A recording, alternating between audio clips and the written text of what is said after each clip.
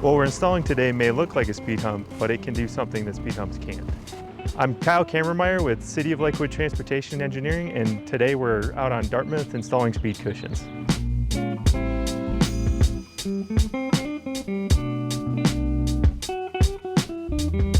This is a location where we had frequently gotten complaints from residents and parents about drivers speeding on the roadway. A speed cushion is a form of traffic calming that we can use on higher volume roadways where speed humps would not be an option. But we still want to slow down vehicles to make it safer for pedestrians and residents.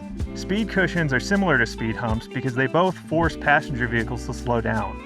But because of the way they're spaced across the road, speed cushions allow emergency vehicles to pass through without significantly slowing down, letting them get to emergencies faster. We know that when we install speed cushions, we'll see a fairly significant decrease in speeds, which makes the roadway safer for everybody.